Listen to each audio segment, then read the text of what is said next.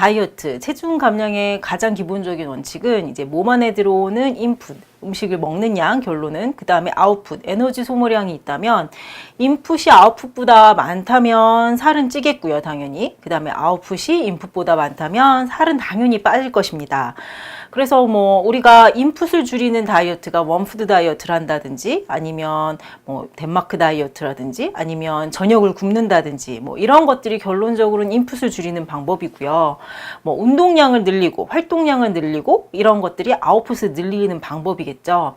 근데 우리 문제는요, 이제 우리의 몸은 어느 정도는 이제 항상성을 갖고 있다고 보죠. 그래서 항상 지키려고 하는 힘이 있기 때문에 인풋을 무리하게 줄이기도 참 힘들고 아웃풋을 무리하게 늘리기도 되게 힘들다는 것입니다.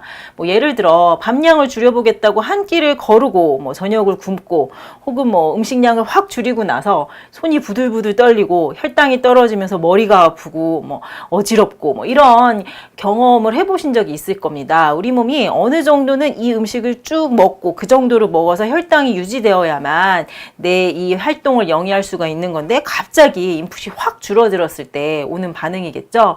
반대로 이제 아웃풋을 늘린다고 열심히 운동을 했는데 운동을 하고 나서 배가 너무 고파서 허겁지겁 밥을 먹는다거나 그러면서 열심히 운동은 하지만 체중은 제자리 걸음인 뭐 이것도 하나의 이제 아웃풋을 급격하게 늘리는 것이 어렵다는 것이죠.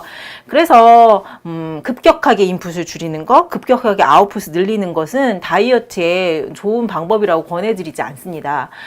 다이어트 하시는 분들이 요요가 없는 다이어트를 항상 꿈꾸시는데요. 요요가 없느냐, 이게 첫 번째 질문일 거예요.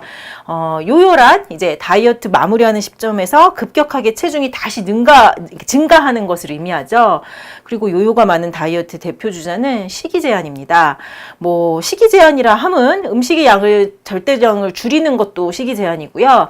그 다음에 다이어트 한다고 뭐 아침, 점심, 저녁으로 매일 닭가슴살 샐러드만 먹는다거나 뭐 계란만 먹는다거나 뭐 고구마만 먹는다거나 이런 것도 식이 제한을 하는 것입니다. 그런데 이런 다이어트는 오래 갈 수가 없습니다. 어떻게 1년 365일 계란만 먹고 닭가슴살만 먹겠어요. 그러다 보니 어느 날 갑자기 고삐 풀린 듯이 음식에 이제 노출이 돼버리고 나면 음식을 맛보는 순간, 맛있는 음식을 맛보시는 순간 이제 식단은 무너지고 바로 요요로 이어지는 거죠. 그 다음에 또 한 가지 요요가 많은 다이어트는 무리한 운동이에요.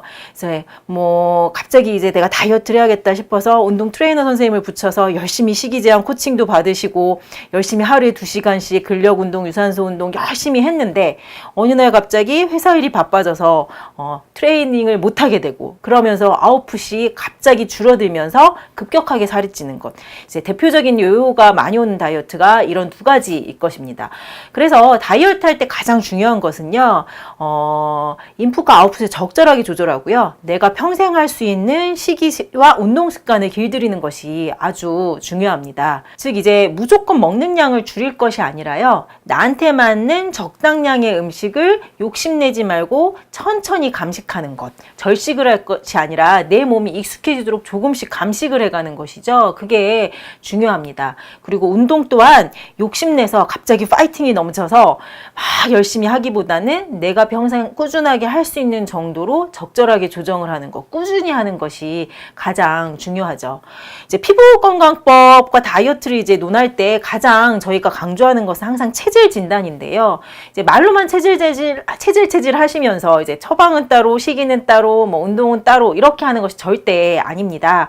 뭐 일례로 뭐 간혹 다이어트 한약을 먹었는데 가슴이 두근두근거리고 생리불순이 오고 뭐 두통이 오고 피부 질환이 오고 뭐 이런 경우는 체질을 고려하지 않는, 말로만 체질하는 것이 뿐이지 진짜 체질을 고려한 건강을 위한 다이어트는 아닐 것입니다. 이제 수많은 가짓수의 음식들을요, 체질을 정확하게 진단하고 이제 육식은 육식별로 혹은 야채는 야채별로, 과일은 과일별로 이렇게 적절하게 분류해서 맛있는 적당량의 음식을 체질에 맞게 세팅을 하는 것이 피부건강법에서 다이어트 시기에 대해서 권해드리는 방법인데요. 이렇게 이제 인풋을 조절을 해주고 그 다음에 아웃풋은 너무 급격한 이제 운동보다는 저는 하루에 30분 정도의 규칙적인 운동, 평생 할 수 있는 건강을 위한 운동을 하시는 것을 권해드립니다. 보통 이렇게 체질별 식단을 이제 체질을 정확하게 진단을 받고 이제 체질별로 운동법도 조금씩은 다릅니다. 근육의 쓰임새라든지 에너지의 방향이라든지 그래서 더 좋은 운동을 이제 권해드리고요. 거기에 맞춰서 체질별 식단을 하시다 보면 아무래도 이제 체질에 따라서 음식이 이제 분해되고 축적되고 이제 이런 것들 지방으로 쌓이고 하는 기전이 다르기 때문에 크게 무리하지 않고서도 이제 군살이라든지 노폐물은 충분히 배설이 되실 수 있어요. 그래서 자연스러운 다이어트를 물론 이렇게 하시면 하실 수 있고요. 만약에 거기다가 나는 조금 더 속도를 내고 싶다. 그렇다면 체질별로 이제 맞춤 한약을 같이 복용을 하시면서 체지방을 연소시키는데 조금 더 도움을 드리는 방법 이런 것들이 이제 피부 건강법에서 건강하게 피부도 건강하게 몸도 건강하게 하는 다이어트라고 제안해 드립니다.